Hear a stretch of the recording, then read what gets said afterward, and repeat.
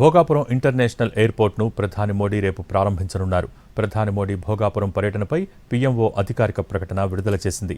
విజయనగరం జిల్లా భోగాపురంలో 17,900 కోట్ల రూపాయలకు పైగా విలువైన అభివృద్ధి ప్రాజెక్టులకు శంకుస్థాపన, ప్రారంభోత్సవాలు చేస్తారని పీఎంఓ వెల్లడించింది. 5,640 కోట్ల వ్యయంతో నిర్మించిన అల్లూరి సీతారామరాజు అంతర్జాతీయ గ్రీన్ఫీల్డ్ విమానాశ్రయాన్ని మోడీ ప్రారంభించనున్నారు. 460 కోట్ల రూపాయల ఖర్చు అంచనాలతో విశాఖలో ఏర్పాటు చేయనున్న ఆంధ్రప్రదేశ్ తొలి సెమీ కండక్టర్ తయారీ కేంద్రానికి శంకుస్థాపన చేయనున్నారు. విశాఖ సెమీ కండక్టర్ ప్లాంట్లో ఏడాదికి 9,60 లక్షల సెమీ కండక్టర్ చిప్పులు తయారు కానున్నాయి.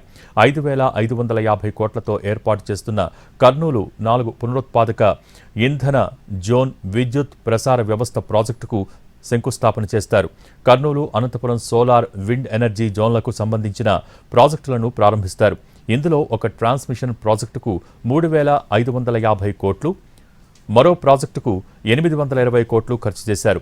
1,880 కోట్లకు పైగా విలువైన జాతీయ రహదారి ప్రాజెక్టులకు ప్రారంభోత్సవం, శంకుస్థాపన చేస్తారు. ఈ రహదారి ప్రాజెక్టులతో విజయవాడలో ట్రాఫిక్ రద్దీ తగ్గనుంది. విశాఖ, హైదరాబాద్ ప్రయాణ సమయం తగ్గనుంది.